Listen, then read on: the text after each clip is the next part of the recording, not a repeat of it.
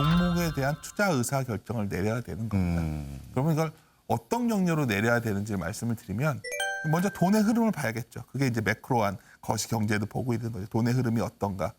그게 나쁘진 않은 상황이에요. 예. 그리고 그 흐름 속에서 가장 중요한 거는 성장을 보이는 산업을 찾아야 됩니다. 올해 어쩌면 작년에서 올해 가장 상반기에 화두가 됐던 거는 야, 2차 전지 산업이 이렇게 확대됐어. 너도 나도 얘기했지만 사실은 그 산업의 밸류체인을 뒤져서 핵심 기업을 찾는 게 중요한데 네. 마지막에 하나가 남아있어요. 그러니까 결국 그 발견한 좋은 기업이 좋은 주식이냐를 봐야 됩니다. 그러니까 좋은 주식이라는 건 결국 좋은 기업과 좋은 주가의 교집합이 돼야지 좋은 주식이 되는데 그렇네. 아무리 좋은 기업이어도 이게 만약에 나쁜 주가에 있다면 주가가 못 오르면 좋은 기업이 아니에요. 그러니까 주가가 너무 비쌀 때도 그렇게 되는 네. 거죠. 그래서 결국 마지막에 밸류를 비교해야 된다는 거죠. 예. 그건 사실 너무 원론적인 답변이 될 것 같지만 우리가 개인 투자자가 최종적으로 이런 저희 같은 방송도 듣고 이러는 것은 종목에 대한 투자 의사 결정을 내려야 됩니다. 아까 방금 전에 같은 그러한 경로를 통해서 모든 걸 비교해볼 결론을 내려서 별 매력이 없다면 그건 줄이셔야 되고요. 매력이 있는 걸 찾아서 늘려야겠죠. 그럼 여기서 다시 질문에 들어가야 될 것 같아요. 매력이 있는 게 뭐냐는 거죠. 박스권 그렇죠. 장에서 네. 교수님이 아마 그걸 저에게 물어보신 것 같은데 제가 보기에는 조심스럽지만 예. 한국 주식의 박스권의 특징은 뭐냐? 첫 번째는 가장 좋은 거는 박스권에서 일단 안 좋은 뉴스 나왔을 때 사는 게 제일 중요하고요. 네. 뭐 외국에 있는 공장을 매각하거나 이번에 예. 현대차가 그런 뉴스가 네. 나왔죠. 그러니까 뭐 예를 들면 최근에 이런 흐름이 있죠. 다 너도 나도 언론에서 특정 건설회사가 망할 수 있다는 얘기가 나와요. 예. 네. 그러면 살아남은 자들 중에서 골라야 됩니다. 그 섹터에서. 뭐 그런 거가 나오거나 지나고 나서 보면 작년 우리가 10월 달에 굉장히 위기 상황이라고 했을 때가 샀으면 기회였었고 네. 그때도 2,300 깨졌을 때였죠. 우리가 올해도 9월쯤에도 상당히 뭐 미국의 국채금 10년 금리가 5%를 넘어갈 때 이제 시작이야 말이 나온 순간이 우리에겐 찬스였죠. 우리가 이 기회를 놓치셨다면 다음에 기회가 왔을 땐 잡으시면 됩니다. 네. 근데 분명히 말씀드리는 거는 또 그 기회가 오는 순간은 굉장히 두려우실 거란 거예요. 그것만 잘 잊지 않으신다면 그래도 우리가 박스권 장세에서 그래도 이 시장을 이기는 그런 투자자가 되지 않을까 이렇게 판단합니다. 네. 두 번째는 매크로와 내러티브를 잘 활용해야 돼요. 매크로 내러티브. 예. 그러니까 자꾸 영어를 써서 그런데 네. 분명한 거 하나가 있잖아요. 우리나라 수출이 과거처럼 안 늘고 있지 않습니까? 예. 교수님? 뭐 도대체 상단을 왜 못 여냐?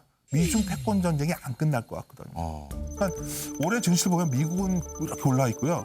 중국은 저 아래 있고요. 한국은 중간에 있어요. 공교롭게도. 그러면 우리가 올해 어떤 기업을 선택할 때 중국에 노출이 많은 기업은 피해야겠죠. 네. 미국에 노출이 많은 기업을 선택해야 돼요. 예를 들어서 어떤 게 있을 수 있을까요? 화장품을 본다면 아모리퍼시픽 같은 거는 중국 익스포저가 높으니까 힘을 못 받았지만 뭐 잉그루드 앱 같은 중소형주는 굉장히 강한 상승이 나왔죠. 미국의 의류. 그렇죠. 그리고 뭐 최근에 한국콜마 같은 회사들도 미국 애들 사람들도 이제 그 자외선 차단제를 쓰니까 뭐 좋아지고 그러니까 엄청난 다양한 형태의 미국 익스포저 높은 기업을 찾고 있어요. 그런 것도 예가 될 수 있겠네요. 우리가 지금은 주춤하지만 무신 같은 회사가 미국에 공장을 세워놓으니까 신라면을 외국인이 먹을 줄 몰랐던 거죠. 네네. 뭐 삼양라면의 불닭면을 동남아에서 먹고 있다. 그러니까 지금 계속 말씀드려서 중국에서 나와서 다른 데 익스포저를 늘려서 수출을 늘리고 있는 기업들. 네. 이 기업들은 올해 굉장히 화려했습니다. 많은 분들이 올해 증시가 2차 전지만 움직인 줄 알고 있지만 사실 하나하나 뜯어보면 놀랍게도 닭볶음면의 삼양식품이 저렇게 올라왔고 그래서 방금 전에 드렸던 말씀들이 그래서 두 번째 아이디어는 매크로하게 보면 여전히 중국보다 미국이 익스포저 높은 기업을 뒤져야 된다는 거죠. 네. 더 좁혀서 이제 종목으로 들어간다면 사실 대형주보다 중소형주보다 나은 국면이 옵니다. 왜 그러냐면 중소형주가 성장 스토리가 있거든요. 다시 말씀드리지만 어쩌면 박스권에 잡혀 있다는 거는 경기가 확 치고 못 나간다는 네. 의미가 되기 때문에 성장 스토리가 나오는 종목에 굉장히 이야기거리를 만들어주는 종목들을 좋아져요. 감히 쫓아가지 못하게 만들어주거든. 우리 증시가 박스권 장세에서 상당히 강한 수익률 게임이 전개되는데 대다수 투자자들은 저걸 어떻게 하지 생각이 드는 종목들이 나옵니다. 예. 반복돼 왔었어요. 시장 종목을 예를 들어 두산 로보틱스 같은 회사가 실적이 좋나요? 아니죠. 사람들이 이제 보는 거죠. 와 테슬라의 로봇 봤더니 막 휴머노이드 로봇이 나와요. 그리고 잘 보니까 인구 구조가 뭐 어떻게 된다 얘기도 나왔고 내러티브가 나오는 거죠. 예. 또 뭐가 있을까요? 뭐 사이버 보안이나 원자력 같은 것도 내년 테마가 될 수도 있겠죠. 그러니까 제가 이거 갖다가 저 사람 나와가지고 테마주 얘기하냐 하실 게 아니라 네. 시장에서는 소위 박스권이 있고 어느 한계를 보는 장세가 오면 굉장히 성장 스토리 나오는 종목에 집중하는 것도 전략이 되고요. 마지막으로 이제 하나 말씀드리면 잠깐 아까 전에 힌트를 드렸었는데 금리가 내려온다는 사실입니다. 네. 그러니까 금리가 올라와서 누가 괴로웠냐면 부채가 높으니까 타격받은 것들이 꽤 생겼어요. 예. 대표적인 수주 산업입니다. 음.